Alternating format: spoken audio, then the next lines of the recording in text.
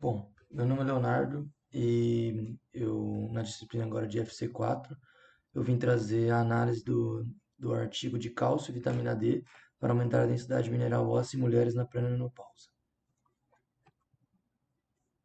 Bom, a motivação para escolher o tema foi uma, uma demanda atual, é que a prescrição de vitaminas e minerais está muito em alta no meio médico, muitas vezes como forma de prevenção de doenças, e que no caso do estudo se trata de osteoporose, mas é uma aplicabilidade que está se dando em várias instâncias. A osteoporose é caracterizada por baixos níveis de cálcio e outros tipos de minerais nos ossos, tornando os ossos mais frágeis e suscetíveis a fraturas. É basicamente uma doença, só que é uma doença que, vamos dizer assim, precede outras doenças.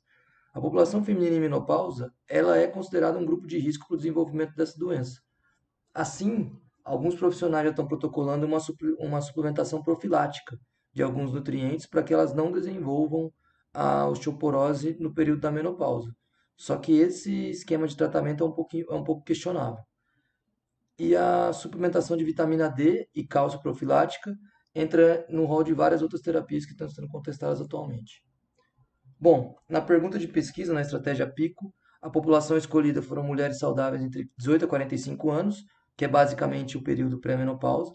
A intervenção foi a suplementação de cálcio e vitamina D ou análogos de vitamina D. A comparação foi com o placebo e os resultados foram basicamente os efeitos na densidade óssea. E ele também traz em alguns estudos o resultado de abstinência ou saída do tratamento. Daí a utilização de suplementação de cálcio e vitamina análogos em mulheres na menopausa em comparação ao placebo possui algum benefício na densidade óssea dessa população? Essa que seria a pergunta. Bom, os tipos de estudos colocados foram ensaios clínicos randomizados, relatados com texto completo e sem restrição de idioma. Os participantes foram as mulheres saudáveis na menopausa com ou sem deficiência de cálcio ou vitamina D. E estudos onde a menopausa não foi especificada foi a idade relatada, que é de 18 a 45 anos, né? As mulheres saudáveis foram definidas como mulheres sem diagnóstico de osteoporose ou osteoponia, condições crônicas, distúrbios cardiovasculares ou doenças autoimunes ou inflamatórias. E foram excluídos, por isso, estudos com mulheres grávidas e lactantes, homens, estudos onde os participantes tinham condições médicas coexistentes, causas secundárias de osteoporose e osteoporose induzida por corticosteroides. Os estudos foram excluídos para não dar nenhum tipo de viés. E a observação é que alguns estudos com homens foram incluídos quando as informações sobre mulheres estavam disponíveis separadamente. Então, a informação era homem e mulher, como a mulher estava separada, é como se fosse um estudo à parte a questão das mulheres. Bom, os tipos de intervenções foram basicamente três. Foi cálcio contra placebo, vitamina D contra placebo e cálcio e vitamina D contra placebo. E foi excluídos os estudos com um tratamento menor que 3 meses e aqueles com co-intervenção de terapia anti-osteoporose específica, até porque não ia dar para saber qual intervenção fez o que se você utiliza mais de uma intervenção no mesmo estudo. As medidas dos resultados foram dadas por densidade média óssea total de quadril e coluna lombar, qualidade de vida, novas fraturas vertebrais sintomáticas e não vertebrais sintomáticas confirmadas por imagem, retiradas devido a eventos adversos e eventos adversos graves. Os métodos de busca foram projetados basicamente para os seguintes bancos de dados: Registro Cochrane Central de Ensaios Controlados, incluindo OVID e Database of Review of Effects, Embase OVID, clinicaltrials.gov e Plataforma Internacional de Registros de Ensaio Clínico da Organização Mundial da Saúde. E todos os bancos foram examinados desde o início até abril de 2022. Bom, esse diagrama Prisma ele traz meio que um resumo do trabalho feito da inclusão e exclusão dos estudos.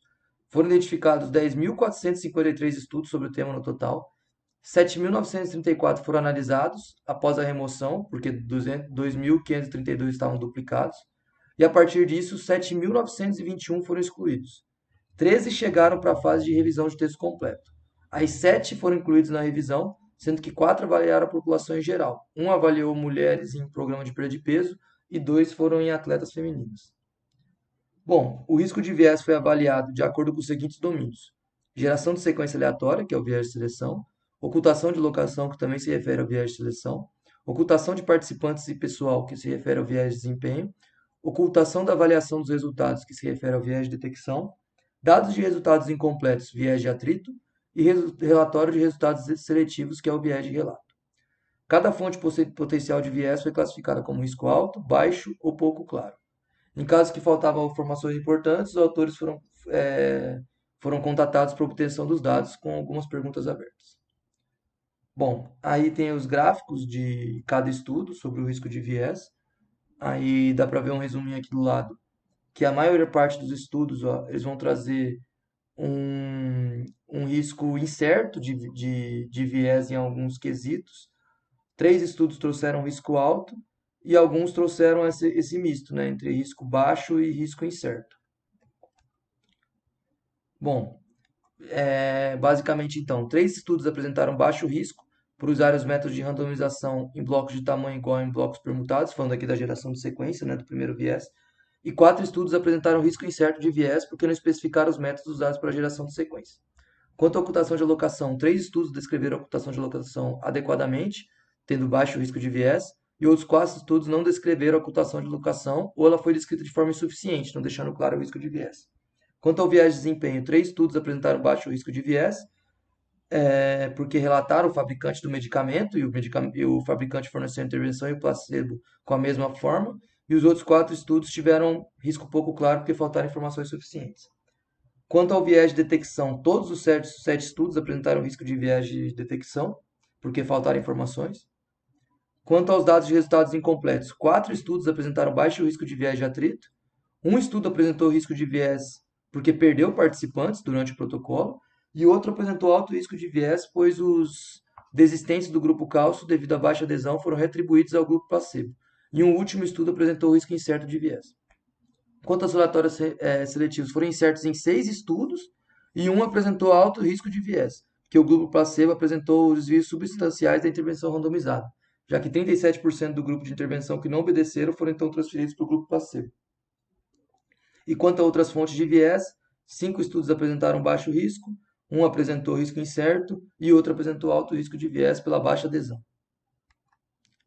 Bom, quanto aos desfechos, no geral, não houve nenhuma diferença na densidade mineral óssea em nenhum dos grupos suplementados com cálcio, vitamina D ou cálcio mais vitamina D em comparação com o placebo. E essa avaliação foi feita por meio da ferramenta GRADE. Aí aqui do lado tem aqui estão os estudos com cálcio e placebo. E aí dá para ver que a certeza da evidência ou é baixa ou é moderada. Aqui você vai ter os estudos que são com vitamina D e placebo. Tem um que traz uma certeza de evidência moderada e os outros aqui é com cálcio e vitamina D associados contra o placebo, em que dois vão trazer uma certeza de evidência moderada e um vai trazer uma certeza de evidência baixa, mostrando que os estudos assim não têm uma grande capacidade para avaliar as intervenções. Aí a gente vai ver os gráficos em floresta, né? Basicamente explicar que o eixo vertical é o eixo de tendência central e o eixo de horizontal são os intervalos de confiança preenchidos pelo tamanho do efeito de cada estudo observado. Para ter essa diferença estatística entre intervenção e grupo placebo, o intervalo de confiança não deve conter o eixo central, não pode cruzar o eixo. E o losango representa a sumarização dos efeitos de todos os estudos observados. É mais ou menos o resumo dos estudos isolados que estão demonstrados no gráfico. Aí aqui são os gráficos do cálcio contra o placebo, que basicamente eles ofereceram três gráficos em floresta, né? Um avaliando a densidade métrica média óssea do quadril, outro a densidade média óssea do coluna lombar e o outro avaliando pessoas que acabaram saindo do estudo, né? Aí basicamente aqui a análise da DMO total do quadril, em que não observa uma diferença significativa, porque o losango e os gráficos estão permeando ali o eixo central, o eixo vertical, estão passando ali no meio, então não tem uma diferença significativa. Inclusive tem um estudo que favorece o placebo em relação ao cálcio quando foi analisado a DMO total do quadril. Aí aqui analisou a, a DMO da coluna lombar, não viram diferença significativa. Um ou outro estudo deu uma pequena favorecida para o favor do cálcio, mas também não vê diferença muito significativa nisso. E aqui na variedade de efeitos por retirada de qualquer motivo, também não há diferença estatística significante. Teve dois estudos ainda que incluíram a população de atletas, né, em que uma delas apresentou uma potencial contaminação, e aí foi feita uma análise de sensibilidade só com esses dois grupos no gráfico de floresta e também não teve diferença significativa. Aí aqui, na relação entre vitamina D e o placebo, né? Os estudos compararam a DMO da coluna lombar, baseado em vitamina D contra placebo. Você vê que tem até uma leve diferença ali em favor da vitamina D, mas também não tem diferença significativa porque cruza o eixo, o eixo vertical. E aqui, por último, o cálcio e vitamina D contra o placebo, e mostra basicamente a mesma coisa na análise da DMO do quadril e da coluna lombar, que não foram reunidas aqui, e aqui foi reunida apenas as abstinências por qualquer motivo, e não teve nenhum favorecimento significativo em prol da suplementação com cálcio e vitamina D. Basicamente, então, levando aqui as conclusões sobre tudo isso, foram incluídos esses 7 ensaios clínicos randomizados, e as evidências trazem aí a sugestão que a suplementação de cálcio, vitamina D ou cálcio mais vitamina D não tem um efeito na densidade mineral óssea em nenhum local, quadril ou coluna, em mulheres saudáveis na pré-menopausa. Aí os autores ainda salientam que esses resultados não se aplicam a populações com déficits conhecidos na ingestão de cálcio e vitamina D, populações vulneráveis, com transtornos alimentares, cirurgia bariátrica, doença celíaca ou em populações com dietas veganas, porque essas populações elas estão em carência da vitamina. E quando a pessoa está em carência da vitamina, é sabido que a suplementação ela é adequada. O que não se sabe é se existe como você ter uma suplementação profilática, vamos dizer assim, de você aumentar os seus níveis de vitaminas no sangue para que você não tenha um problema futuro. E aí tiveram evidências de qualidade baixa e moderada, né? Esse é um dos problemas, que não mostraram uma diferença significativa entre os grupos.